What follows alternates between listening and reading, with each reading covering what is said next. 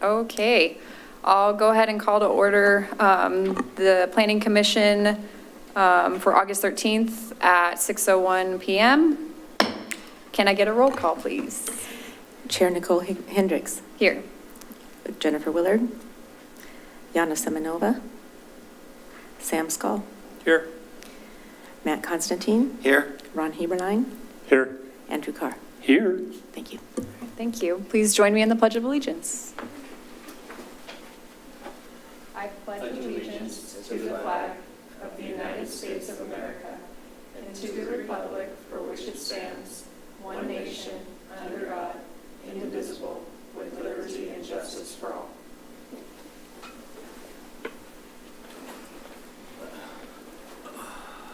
Okay.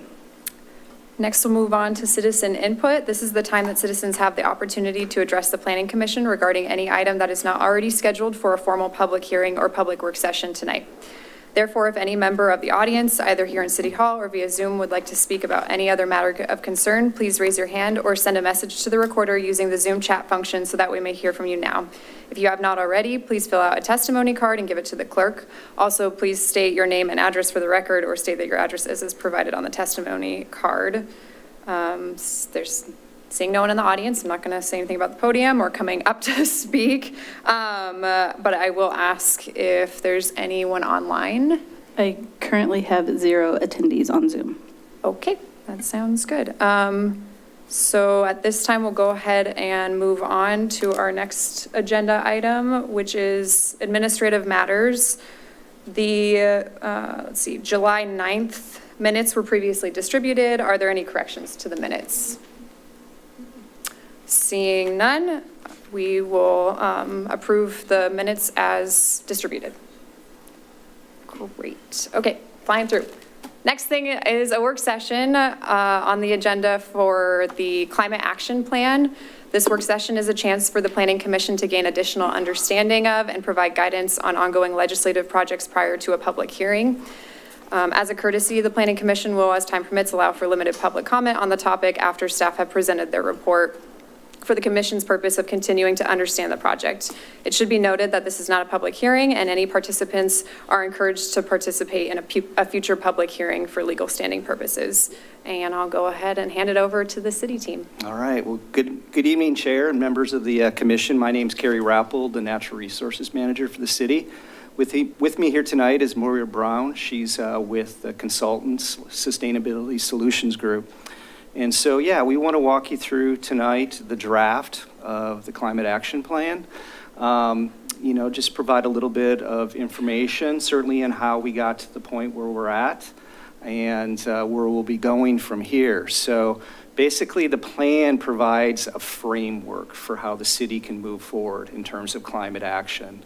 And it doesn't, in any respect, identify everything that we could potentially do going forward, but it does establish how we could meet important objectives, such as the governor's executive order, and how we want to reduce emissions over the next, 10 years, over the next 25 years. So this sets in place at least the actions that would take us to that point.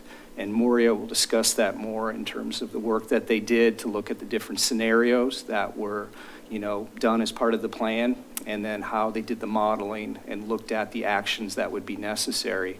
And then ultimately, we're looking at, what we could do going forward. And that's really where we get into the implementation measures. And those are, we call them a potential pathway, because they don't really encompass everything that'll need to be done in regards to those actions. But they set in place some things that we're already doing, but things that we could also work on in terms of how we would implement that. So it's critical to understand what's in the plan, but also what's not in the plan, and some of the things that would need to be worked out going forward, such as, who would be responsible for these implementation measures? How would we finance them? What kind of time period would they take? All sorts of considerations that we'd have to bring before, probably the Planning Commission again, the City Council, and have a discussion about how that's going to take place. So I just want to make it really clear that it sets a really good framework, a really good, overview of how we would do this as far as climate action. But there's other work to be done as we go forward. So I think at this point, I'm just going to hand it over to Moria, and we'll share parts of the presentation yet, but she's probably going to do most of the presentation. Sure. Hi. Thank you very much for the introduction, and it's wonderful to join all of you this evening. Is the presentation available to be shared online? It's or on mine. Yeah, I don't think I shared it, though. Sorry. That's okay. Yeah. Let's see here. So as Carrie mentioned, our primary purpose tonight is to introduce you to the draft climate action plan that we've been developing for about a year now, and to highlight some of the most important parts of it, and to give you an opportunity to raise any questions that you might have, to clarify some of the things we're talking about, to ask specific questions that would be relevant to Wilsonville and how you might do things specifically within your community. You'll also have a chance, if you haven't already, I think Carrie has already shared the actual draft plan with you, so you can take a look at that and provide feedback to us on the written version at any point in time here. So we're going to start by giving a quick update on what we know right now about climate action, and specifically the conditions and how climate change is going to impact Wilsonville in particular. And then we'll get into some of the more specific climate actions that we're proposing for Wilsonville. And these are, as Carrie mentioned, a pathway that will, from a factual perspective, take you to a significant reduction in your greenhouse gas emissions. It's not necessarily the only way that this could happen, but it is the key actions that most communities with a similar energy portfolio to what Wilsonville has, a similar climate and a similar economic structure. These are the actions that most such communities need to implement very quickly in order to reduce the impacts of climate change.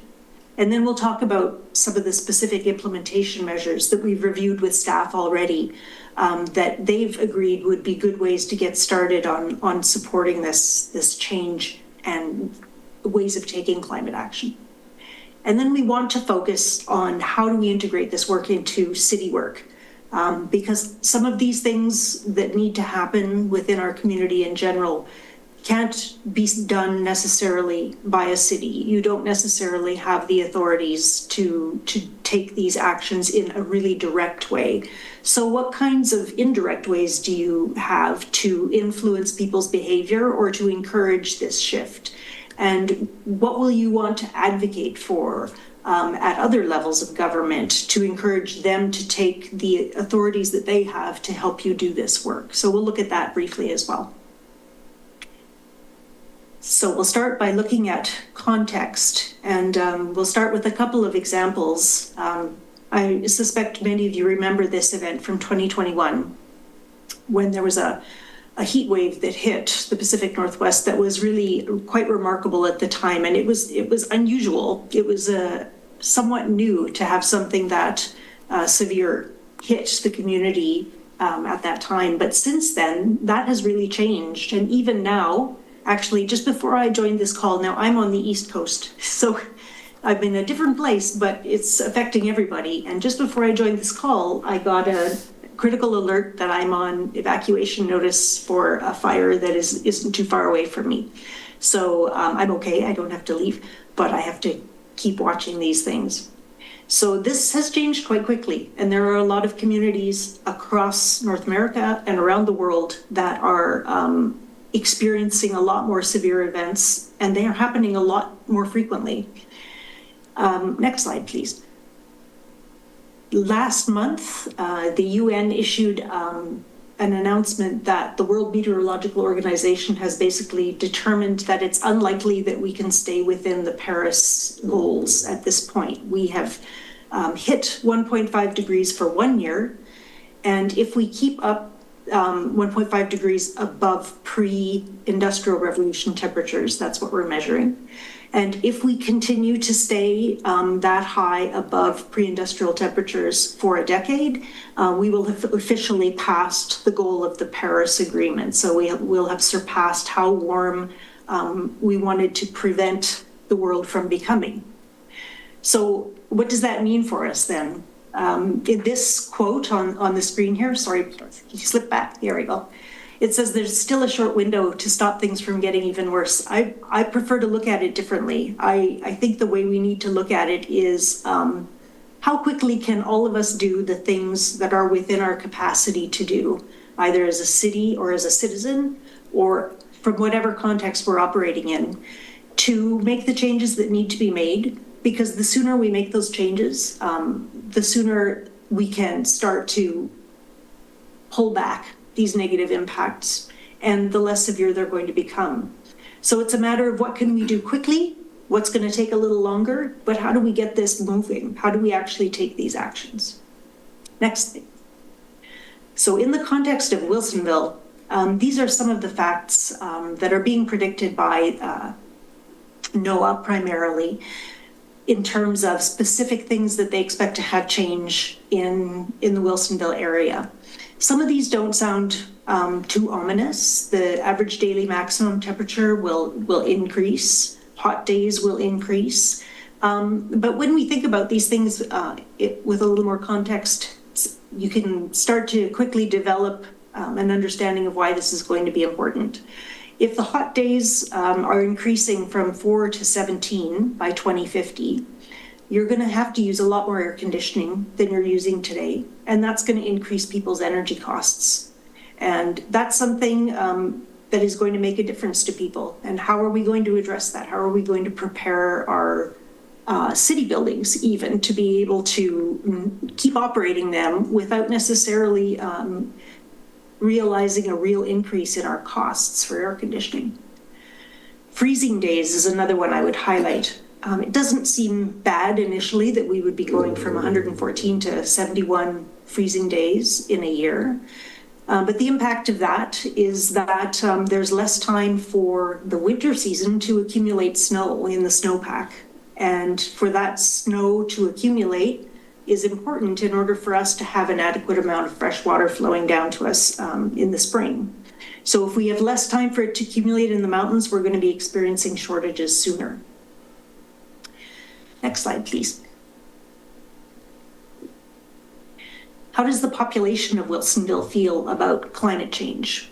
Well, we were lucky. We were able to take a survey that was done by Clackamas County for their climate change plan in 2023, and we received the data from them for responses that were received from Wilsonville residents. And so that's represented by that first column on the left. And then we did several more surveys during the course of this project. So what we're seeing here is that between, what does it come out to, 68 and 76 or even higher possibly % of Wilsonville's residents who responded to these surveys consider climate change to be either very important or somewhat important to them. And that number is staying relatively stable. So you have a strong backing from the community to do the things that need to be done as a municipality to help the community get ready for climate change. It will be important, I think, for you to continue monitoring people's opinions over the years, because you can take this information to City Council and say, yes, we need to invest right now, but look how many people in the community support us doing this work. So I think this is a really useful survey, and it's good to see that you'll have the support of your community to do this work. Next slide. Actually, before I get into this, I'll stop now and just say, do you want to ask questions while we're presenting, or shall we wait until the end and then you can ask them then? I think we can wait until the end. Okay. Thank you. All right, interrupt me if anything comes up that you want to. Okay, we'll let you know if it changes. Okay. All right, so we modeled 3 future scenarios for Wilsonville. We do technical modeling that takes into account all of your energy use every year and your expected population growth, your expected economic growth, as well as your building stock, your transportation patterns. So it's quite complicated and it's quite in depth, the results that we get. And Carrie has received all of those results. So there's a lot of data that has come out of this that you can continue to work with.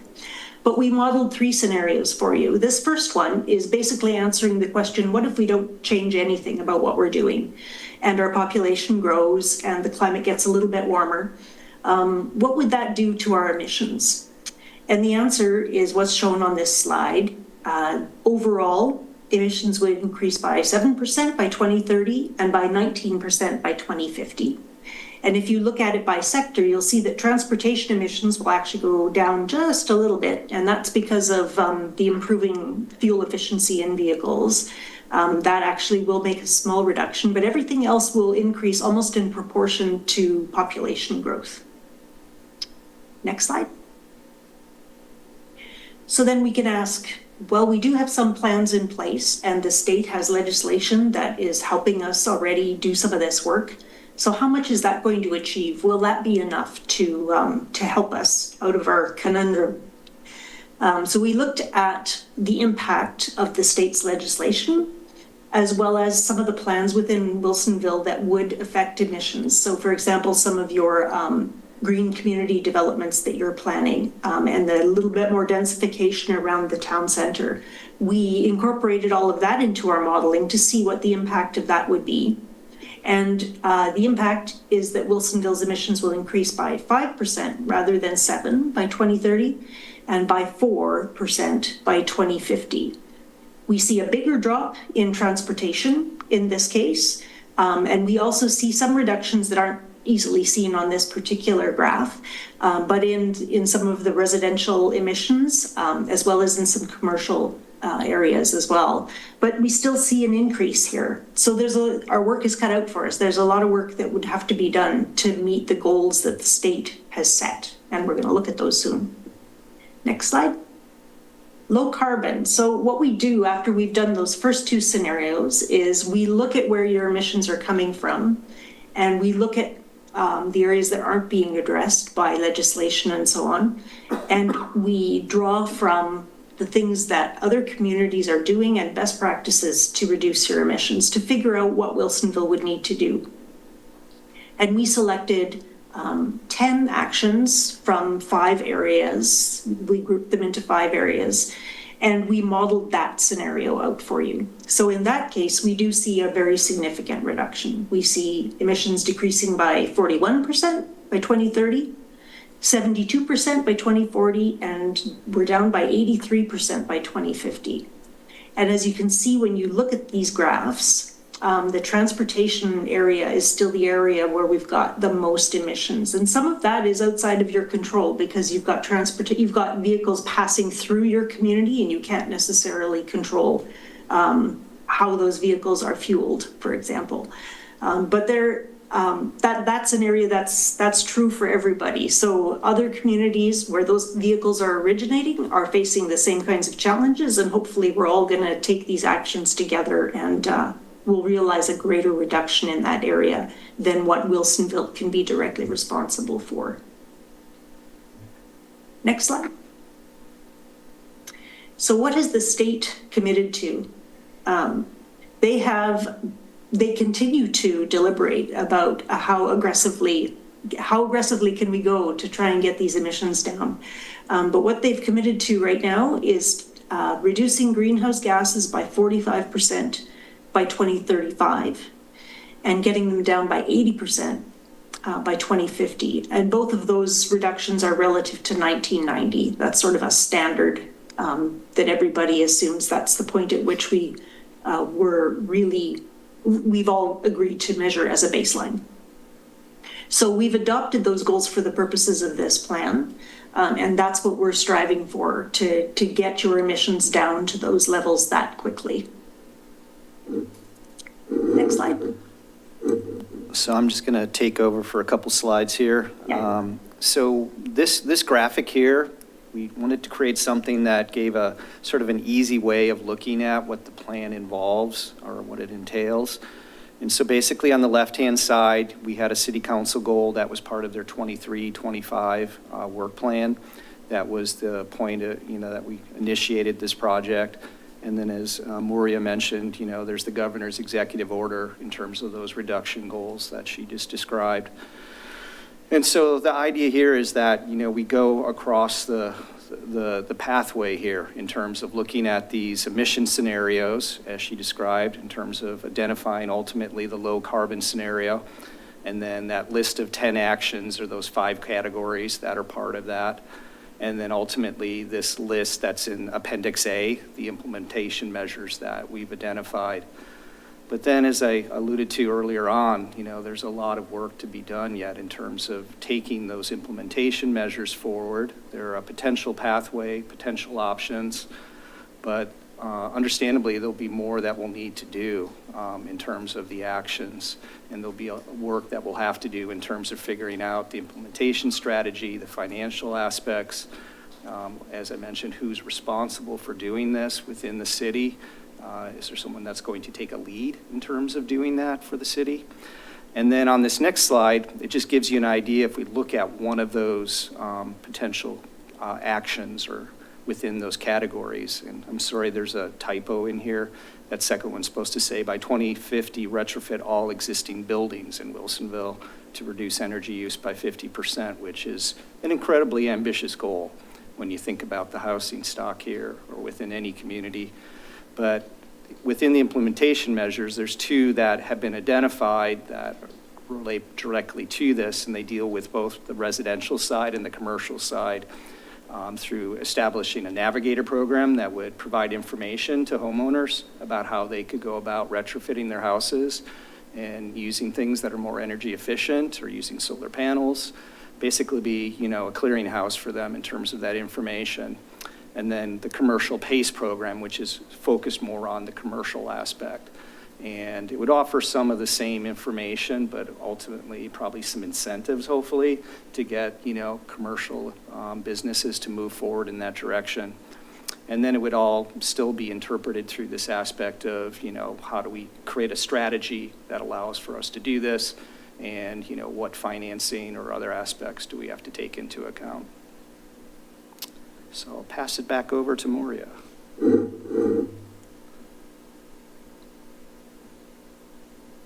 I think you're muted. Yep, sorry about that. Now we'd like to walk you through the specifics of the actions and some of the implementation measures that the staff proposed.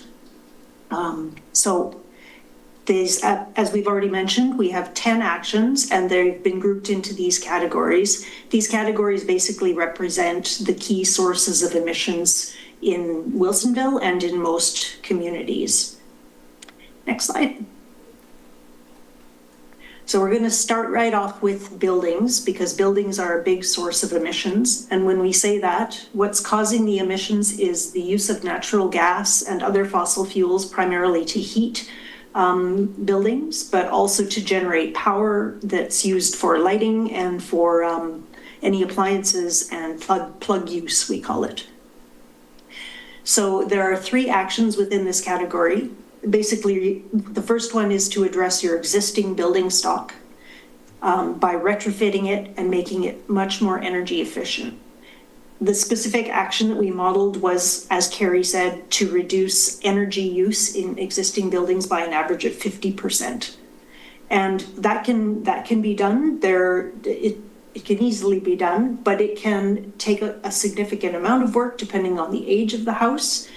Wilsonville is quite fortunate in that you have a relatively new housing stock, so there would be less work involved than in many other communities. But the kinds of changes we're talking about are things like increasing insulation, replacing windows and doors, those kinds of things to make sure that the building is much more energy efficient than it is now. And this is an important action because it gets rid of 25% of Wilsonville's future emissions, which is incredible to be able to put that much of the benefit of all of this work in one action. But it's really labor intensive and it's complicated to organize and you're going to be disrupting people's lives and things. So it takes a lot of coordination. But the flip side, the positive flip side of its complexity is the fact that it also generates a huge amount of work. I wrote down the number so that I could tell you tonight. So I hope I can find it quickly. But I believe it was something around 9 jobs per $1 million of capital invested in this action. So, every year, 9 jobs would be created for every $1 million of capital investment in retrofitting existing buildings. That's a really substantial job creation trigger. And that's in addition to any other things that are happening in society that are generating jobs. So this is probably one of the largest job creators in the whole climate action plan. The second action is to improve the energy efficiency of new buildings. This is going to be a much smaller piece of the picture because you're going to be building far fewer new buildings between now and 2050 than you already have, but it's still very important. And then finally, in terms of urban form, you need to build more multi-unit homes because they're much more energy efficient. They're much more affordable as well. And mixed-use development, increasing that also allows people to complete more of their daily tasks and get to work in shorter trips. So it actually has an impact on their transportation patterns and their transportation emissions. So that's a more complicated one, but it does have a significant sort of baseline effect that kind of trickles through the rest of the plan. Now, if we look at this in terms of what we call this wedge diagram, I'll just sort of explain what's happening here. These are the emissions in Wilsonville over time. The very top of the pink wedge shows you what your business's planned emissions would be. So that was the scenario we talked about. Oh, I'm sorry, it would be business as usual. So that's the scenario in which you don't make any changes. So if we make no changes in Wilsonville, your emissions would follow the curve that's shown on the very top line of that graph. The colored wedges that you see each represent one of the actions that we modeled for you and how those actions would grow in the impact that they have on your emissions over time. So when we talk about those 3 building actions, those are the pink and sort of a corally color, the 3 top wedges there. They take a huge chunk out of Wilsonville's emissions, 25% over time.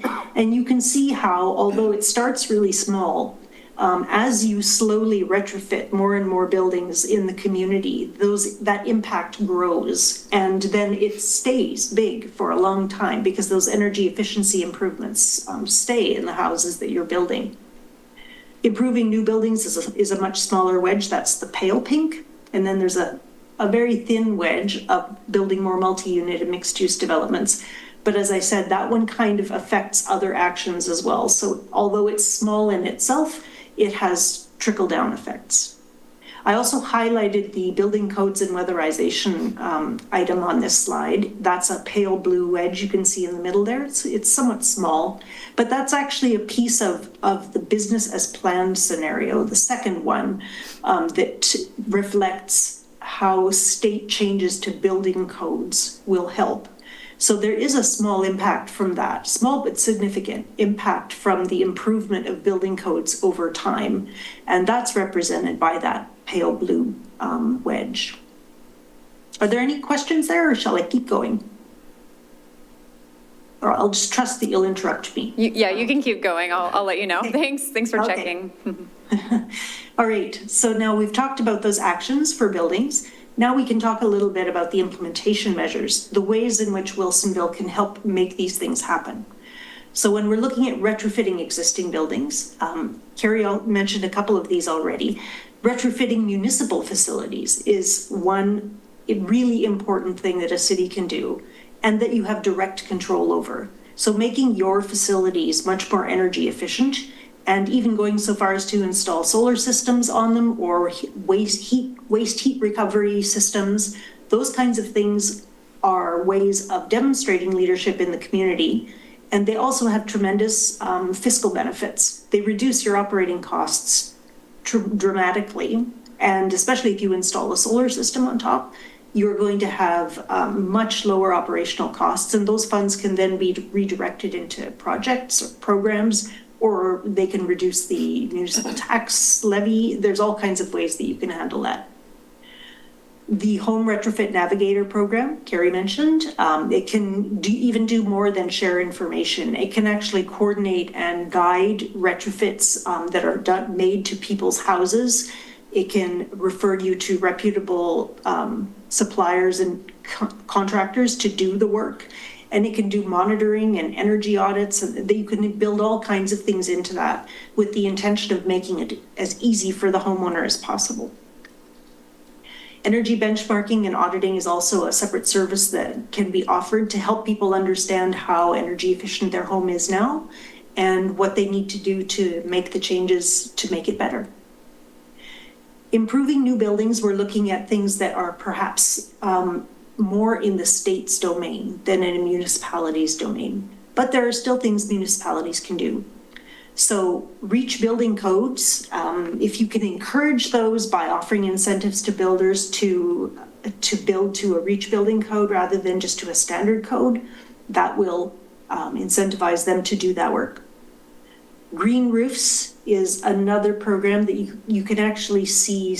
Actually, you guys are doing some of this, aren't you? I was almost forgetting. I think you're already doing some stuff with green roofs. You can tell me after. But that's a wonderful program because it also can be extended into supporting biodiversity, and it can be used in schools for educational reasons. And it really does significantly reduce energy consumption, especially for cooling. So that's a very positive thing to incentivize within a city. And the PACE program is actually more than informational. It can provide, or it's designed to provide, to associate a debt with a property rather than a person, so that if you invest in something to make an energy improvement and then you sell the building, that investment stays with the property rather than coming with you. So you actually carry both the investment and the benefit with the building itself. And it makes it much more reasonable for people when they're trying to invest in these changes, but they don't want to take on the debt as a person. They can actually associate it with the building itself and then receive really positive loans or really beneficial loans to do that work. So that at a commercial level is a really strong incentive. And then some of the things you're already doing are very positive. Continuing accessory dwelling units, that's a positive way to encourage multi-unit buildings. The town center developments and transit-oriented developments are all ways that you support that sort of multi-unit mixed-use development. So those are what we refer to as the implementation measures. Industry then is another sector. And this one, the action that we modeled here was twofold. The first was to achieve a 20% improvement in energy efficiency in industry and manufacturing facilities within Wilsonville. And the second was to gradually switch industry off of fossil fuel use and onto electricity, waste energy use, as well as hydrogen and other sources of green or renewable energy. That will eliminate 3% of Wilsonville's future emissions, which amounts to 110,000 metric tons. It seems like a small piece, but it's a very important piece. And I think you can maybe see it here. It's right underneath the building, the pink of the building one. So it's quite a small wedge, but it's an important one because it makes a dramatic difference to the amount of energy that's being consumed in the community. So it can really lower the draw on the grid if you can make industry much more efficient. And that has benefits for the whole community. Next one. Transportation. We've got two things here. So generally when you want to reduce emissions, the first thing in transportation, the first thing you do is see how many people you can get out of driving their single occupant vehicles a lot. So you want to try and shift people out of one person in a car to walking and biking where possible, transit where possible, and carpooling where possible. So this shift transportation modes represented a significant increase in transit, in carpooling, in walking, and in cycling. And we had specific distances associated with each of those so that we would shift people who are walking primarily for trips that are less than a mile long, whereas cycling would take trips that were up to, I think it was 4 miles long, and so on. So we looked at your logical patterns and we replaced trips accordingly. And overall, That would save 3% of future emissions as well. So it's not necessarily a huge piece, but there are all kinds of co-benefits that come with that one. Everything from attracting younger people to work in the workforce because they prefer that kind of lifestyle, to having healthier and better mental health of people at work because they've been walking and cycling rather than driving their car. The second one, I think we have actually made an error on this slide, so I'm going to have to correct it, and we'll get the correction to you. It says switch city fleet to zero emission vehicles, but I think what we intended to include here was actually all of the vehicles in the community, switching all of them to zero emission vehicles over time. And what we modeled for you was light duty vehicles would be switched fully by 2035, so it would gradually increase. So you would see just new purchases of vehicles, and then you'd start phasing out the existing ICE vehicles as they aged out and so on. But by 2035, you would be switched over.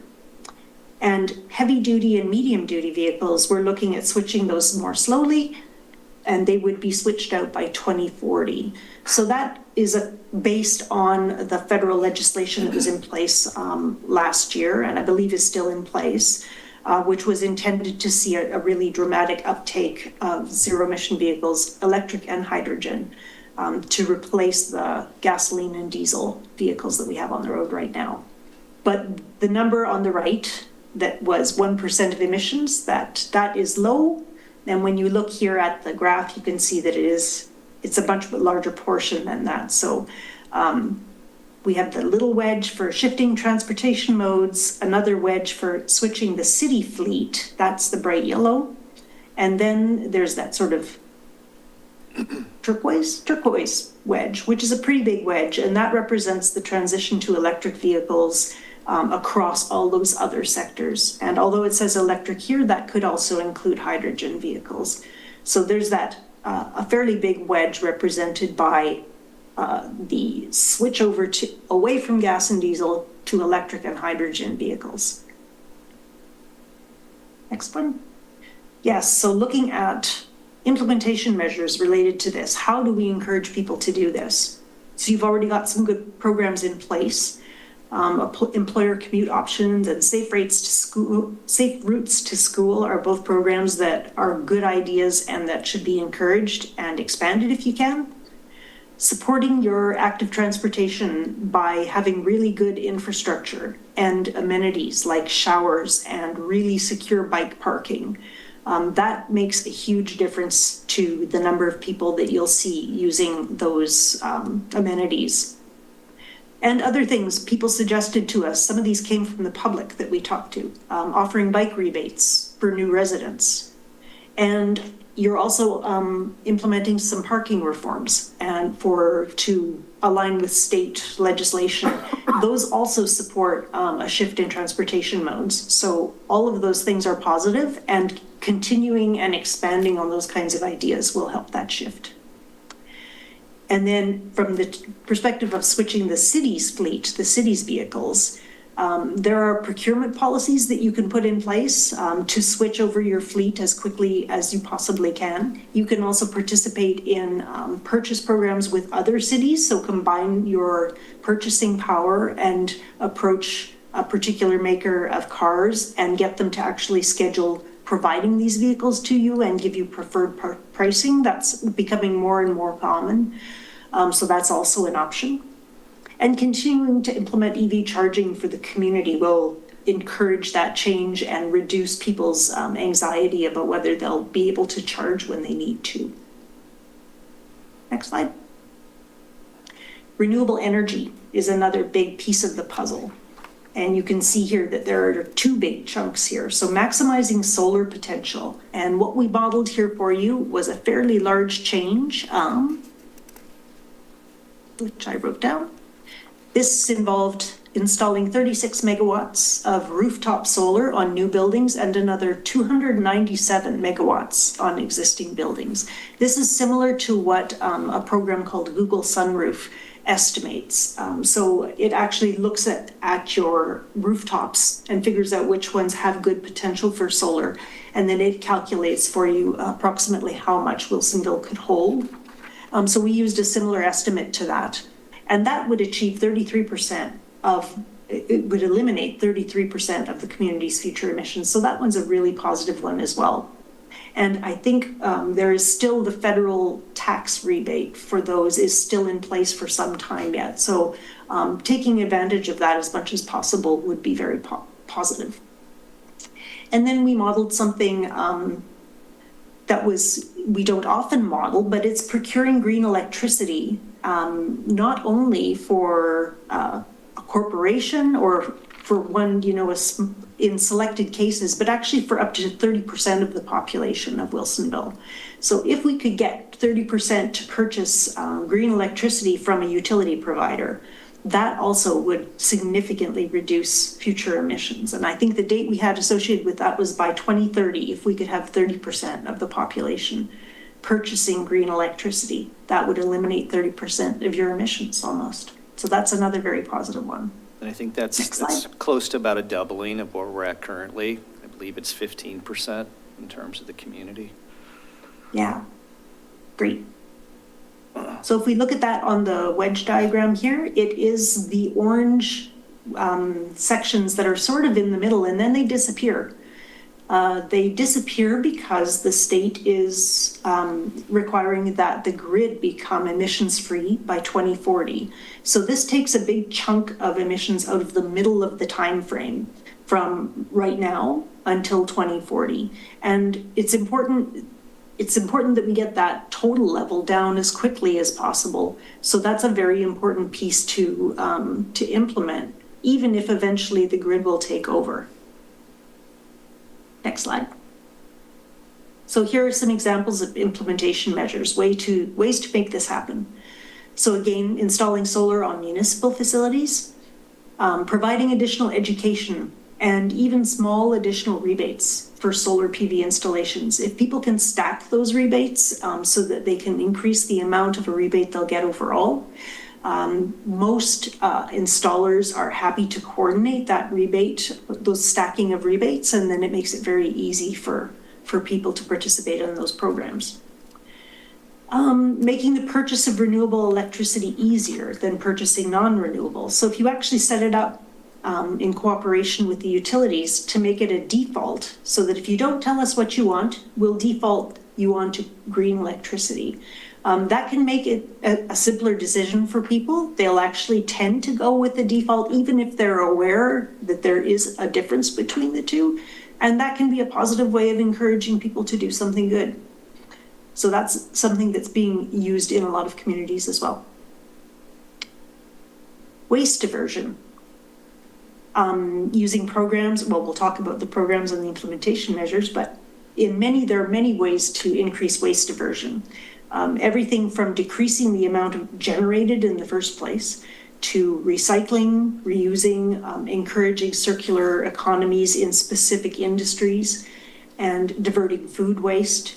All of these programs take waste out of landfills, and that is the source of emissions, the one big source of emissions that is not related to the energy that we're burning. So it doesn't have to do with fossil fuels. But when waste, especially organic waste, sits in a landfill, it decomposes and turns into methane. And methane is a very powerful greenhouse gas. So much so that there is a separate initiative, a global initiative to reduce methane emissions as rapidly as possible. So this is, although it looks like a small piece, it's very, very important that we do everything we can to capture landfill gas, to reduce the amount of waste that's going into those landfills. So that's why this one is included. And can we even see it on this diagram? I think there is a very small blue line, underneath the procure green electricity, but it is a small amount.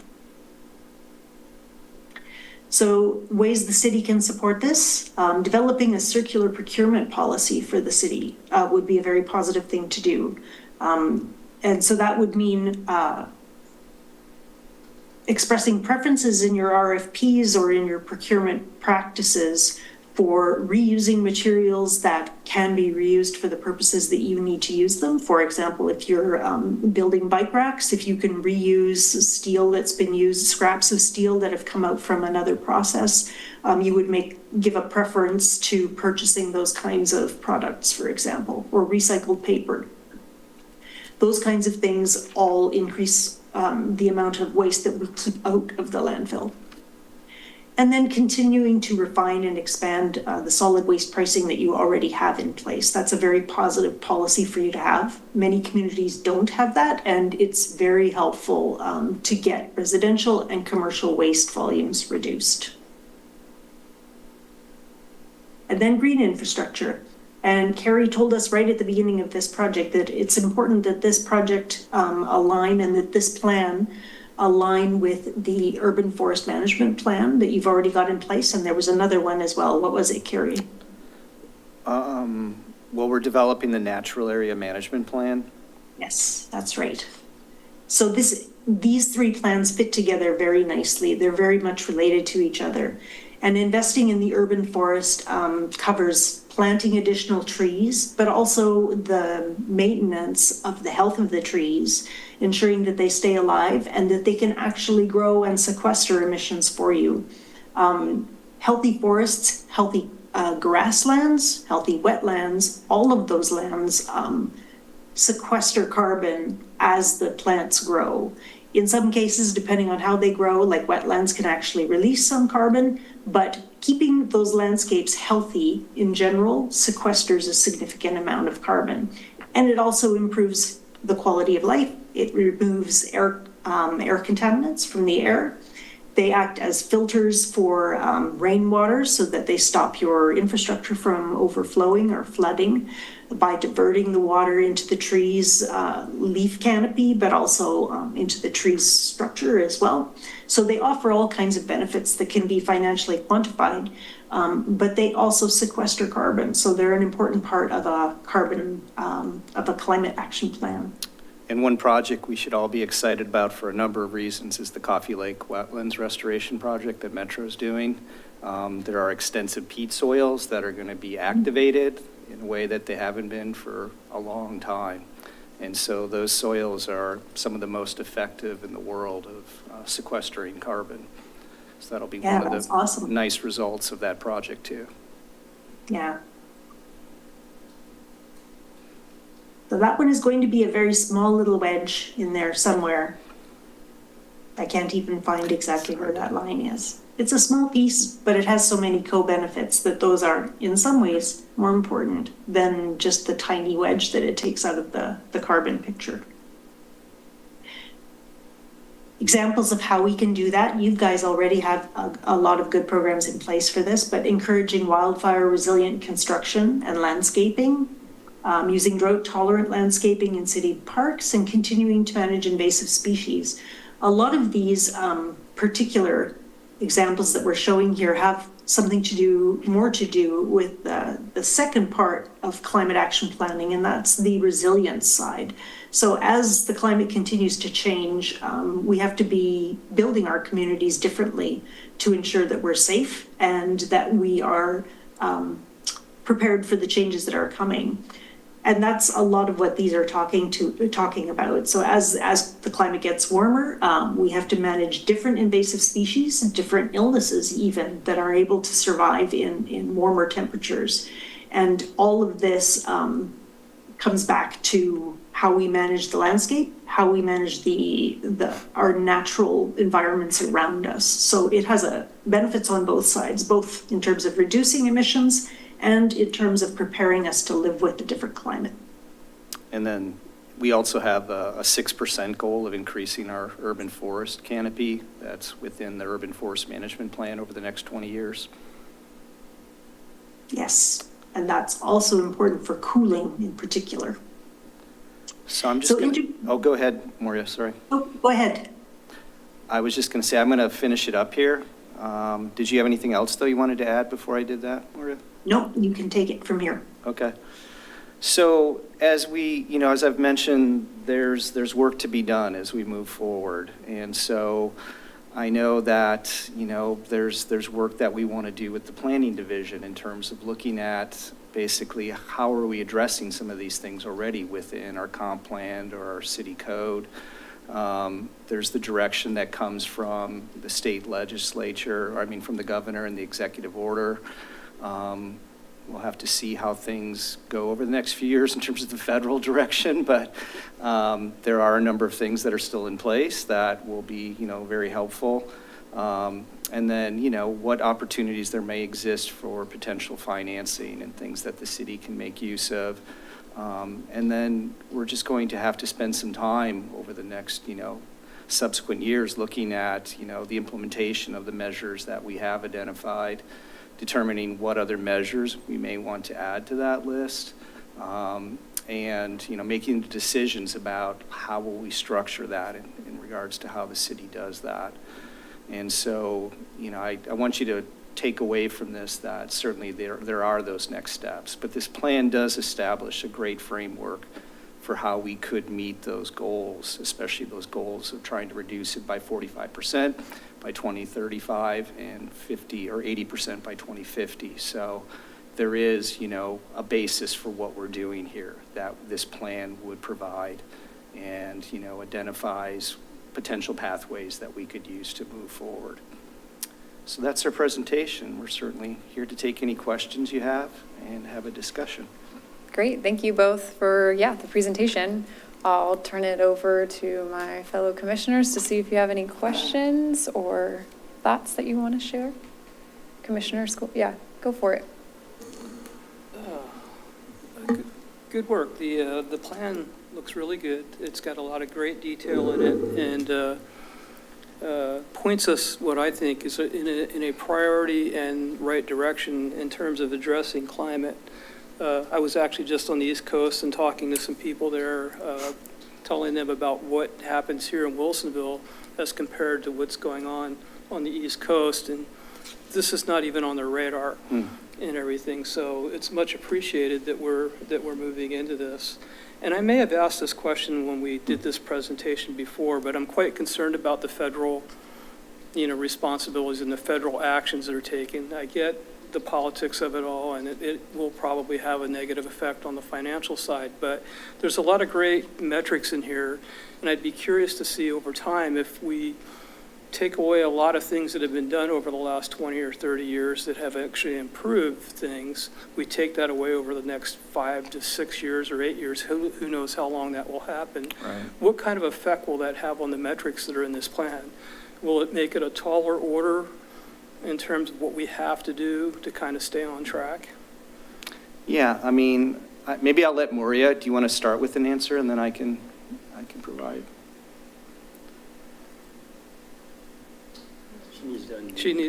You're muted again, Moria.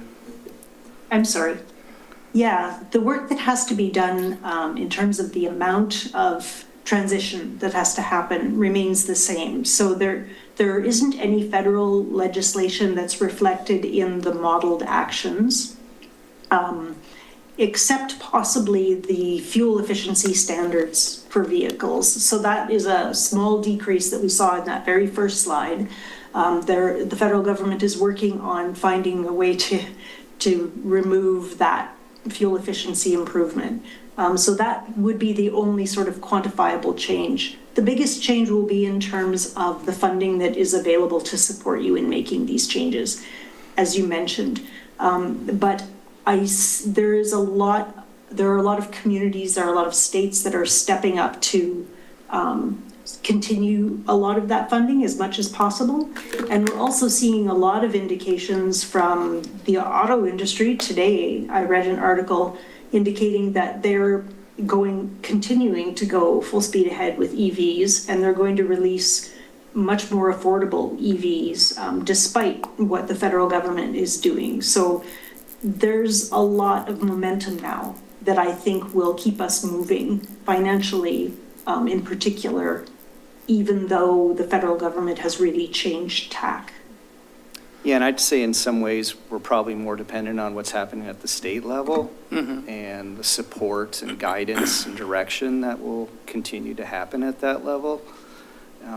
Especially when we look at, like our building codes in the state, transportation, a number of areas that it'll be really critically important that the state is taking a role in terms of guiding that process. And so there is consistency between jurisdictions. And so, yeah, I think that will have a very important role. Okay. Second question I have is, and again, I may have asked this in the earlier when this was presented before, is technology development. It turns pretty quickly. And, is there a factor in this current, is it factored into the current report, or do we just cook it in as time goes to maybe improve the numbers as we move forward?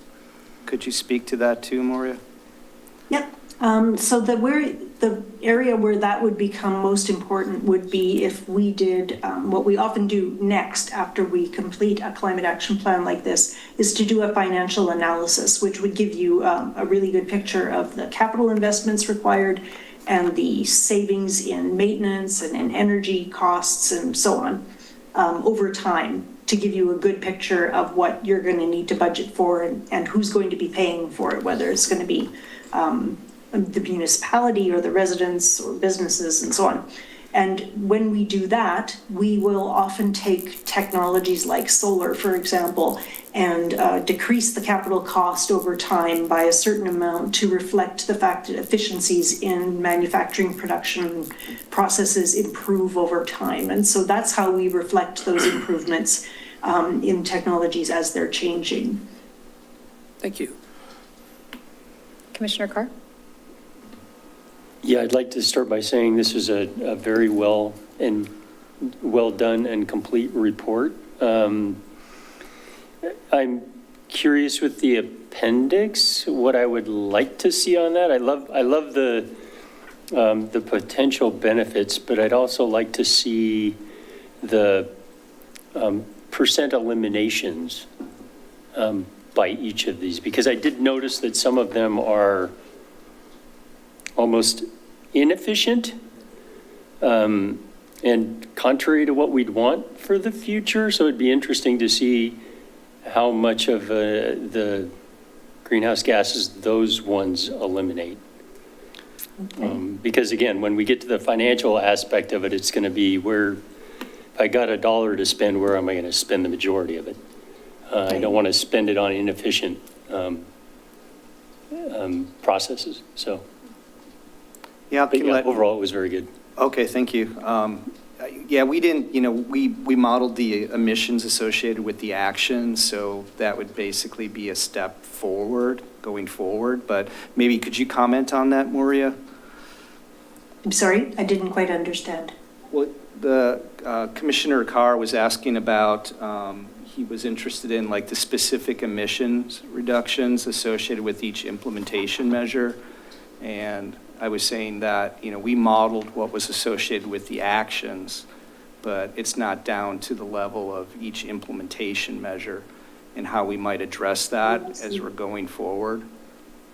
Yeah, that's a difficult thing to measure because there are so many different ways of actually carrying out an implementation measure. So what we can do is for some programs, we can give you a sense of the return on investment for different approaches. Okay. And the pure time over which it would return. Am I getting at what you're looking for? Yep, exactly. Okay, yeah, so that would all be part of a financial analysis. Okay.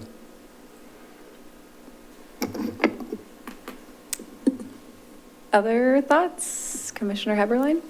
Great. Yeah, thank you for the presentation and for the report. It's very well done. On the battery emissions vehicles versus zero emissions vehicles, I guess my recommendation would be that we be consistent in the language. And my preference would be that we would stick with zero emissions vehicles so that we're more agnostic on the technology, since we're talking about a large time horizon and technology changes fast. So let's be generic and not jump on one specific thing.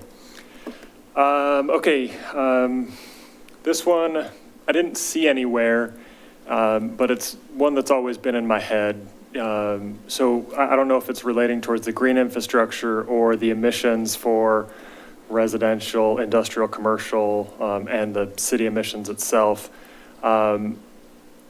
What's the impact of landscaping on the emissions? So a lot of the emissions that are, going out there, water, fertilizer, gas leaf blowers, mowers, all that kind of stuff.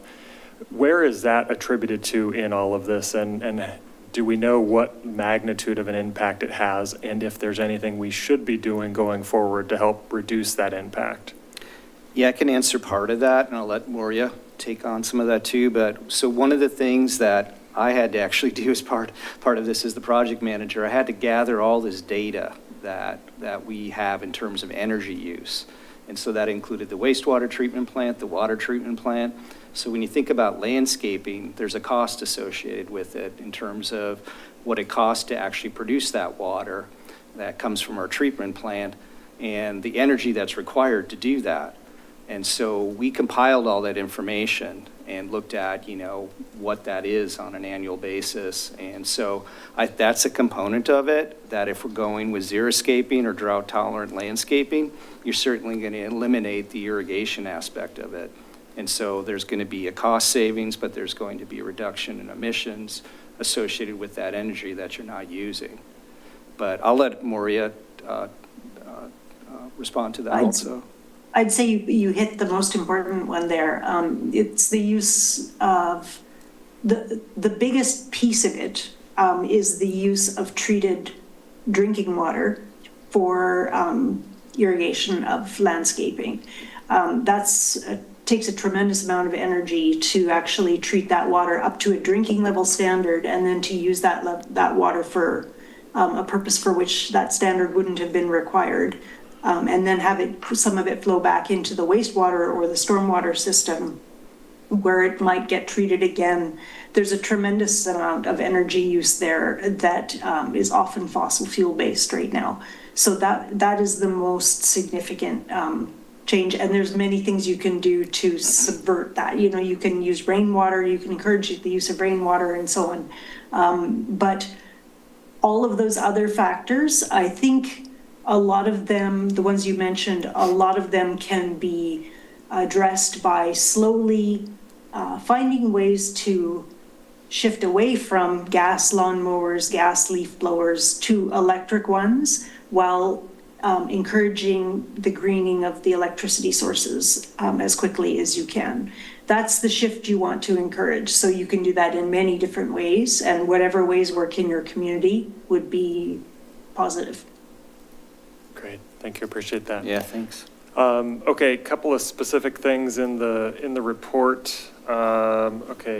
PDF page 27, which is attachment 1, page 21.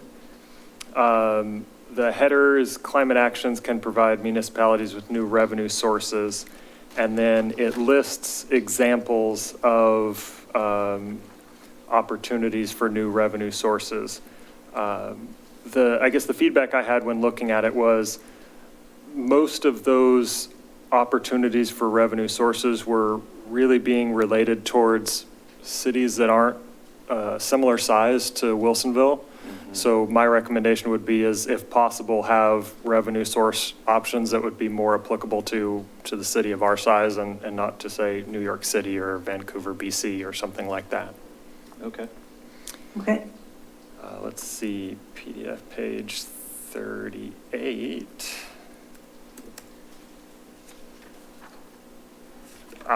Yes. So that is page 32 in attachment 1. It talks about reduction due to a number of important changes. Number 2 is switching from furnaces to emissions-free heating and cooling systems. And then it says that it increases energy efficiency from approximately 96% to 300 to 400%. Can you explain that for me? I'm not sure how we get above 100% efficiency.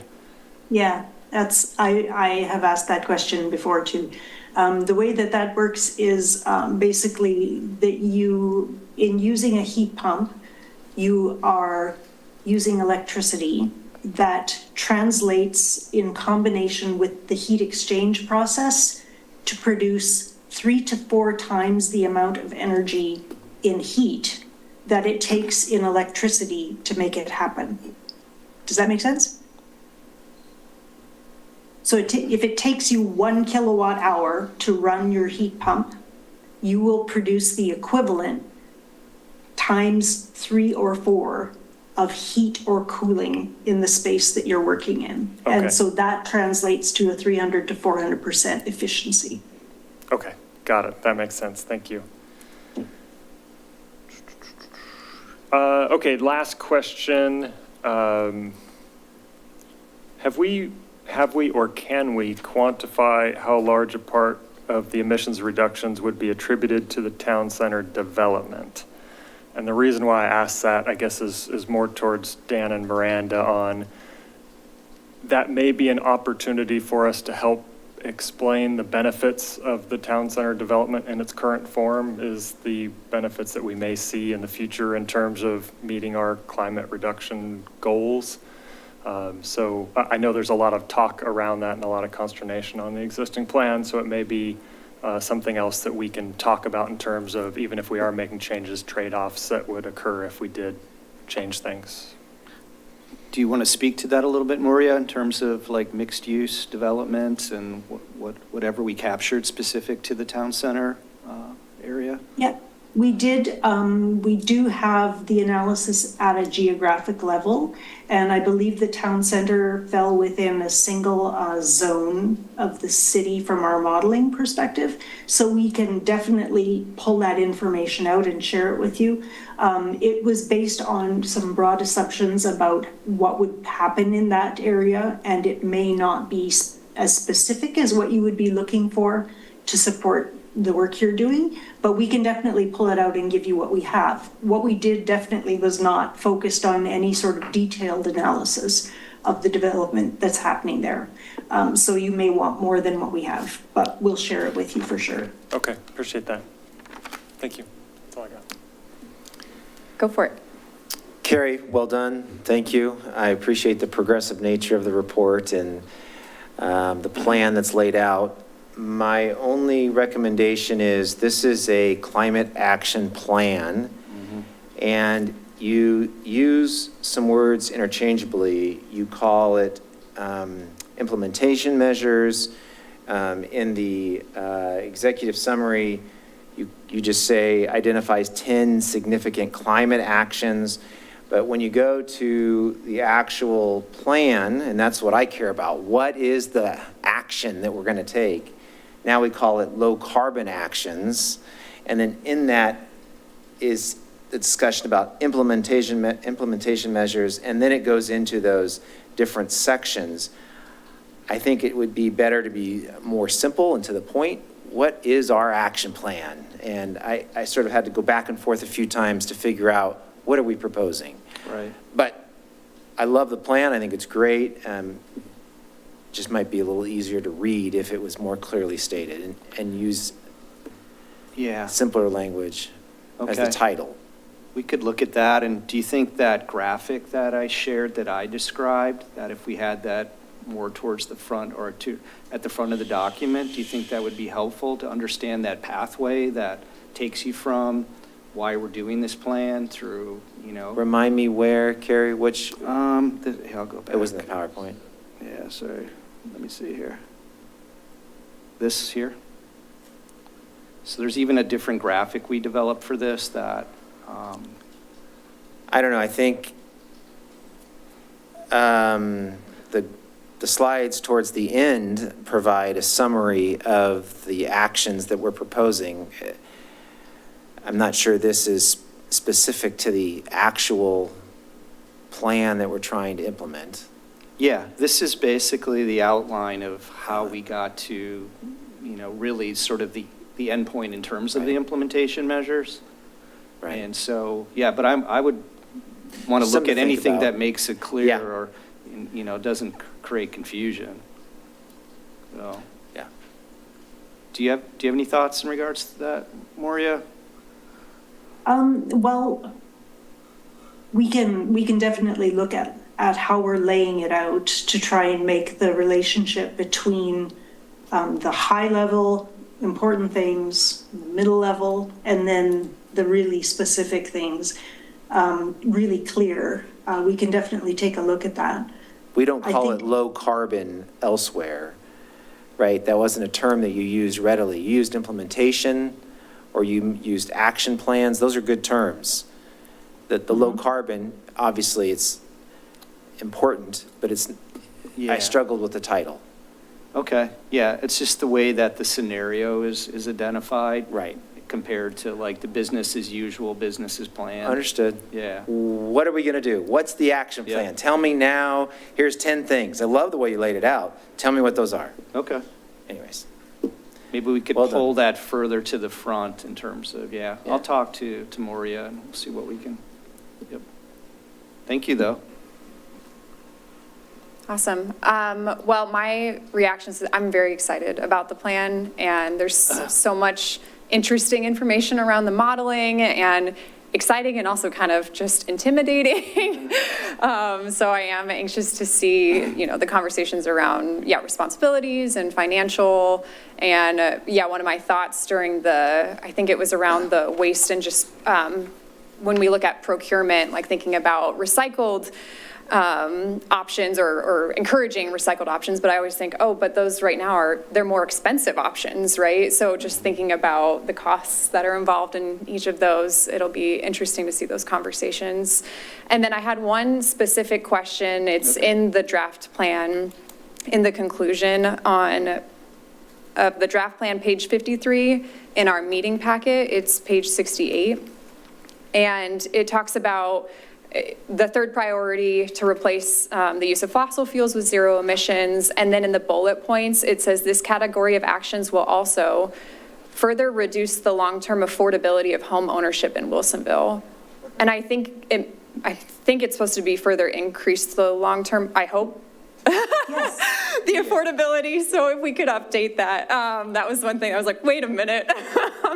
More expensive. Yeah, and I had to read it 3 times. I'm like, what? I imagined myself reading it out loud here in the meeting and being like, oh no, I just didn't understand it. But I think that's what we intended. So thanks No, for. we don't want that going out into the community.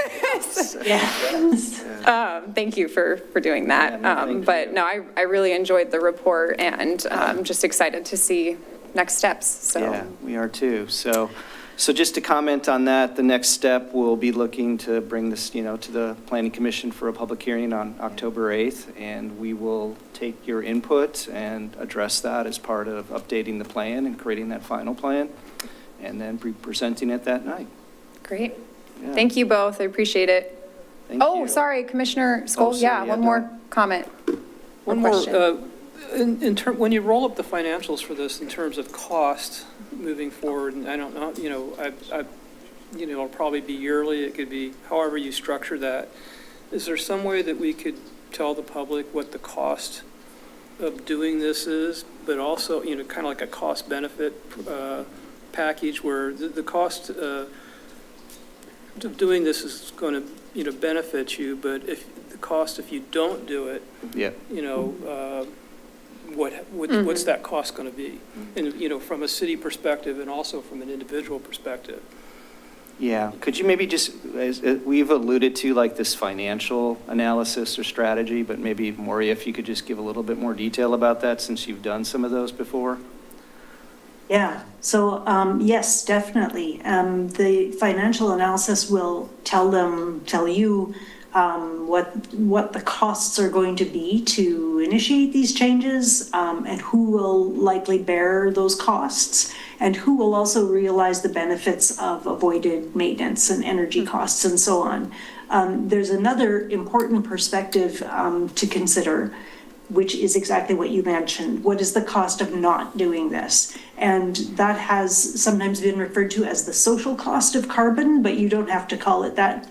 It's because it's basically the costs that society is going to incur if we don't make these changes to in terms of costs to our infrastructure, costs that are going to increase for healthcare because we have many more people having heat stroke, and in terms of infrastructure, because we're going to have many more events where our stormwater infrastructure is overflowing if we don't change things. And power lines are drooping more often and causing fires, all of those kinds of costs.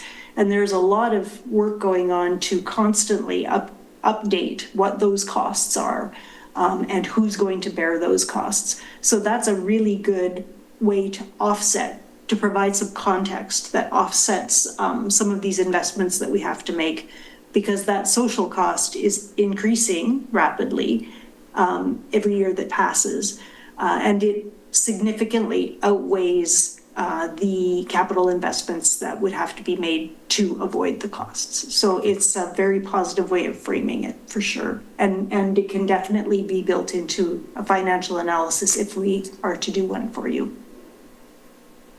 Great, and we Thanks. have one more from Commissioner Yeah, Heppeline. super quick, I promise. Go ahead. When we get the final version, is there any chance that we can have a track changes version between this one and the final one so that I don't have to reread it all over Sure. again and I Yeah. can just look at the changes? Yeah, that's not a problem. That's how Thank you. we work through it. So, and the one last thing I would add, so we'll be taking the same draft plan to the city council for a work session on September 4th. So that's why the public hearing won't be till October 8th Okay. with the planning commission. Sounds good. Great. Thank you. Thank Appreciate you. I it. appreciate your time tonight. Yeah, thanks. Thank you very much. Bye. Thanks, Bye-bye. Moria. Yeah. Okay, so we are running a little behind schedule, and I don't see any members of the audience for any public comment. Is there anybody online expressing interest? I do have one person online. Please raise your hand if you'd like to speak.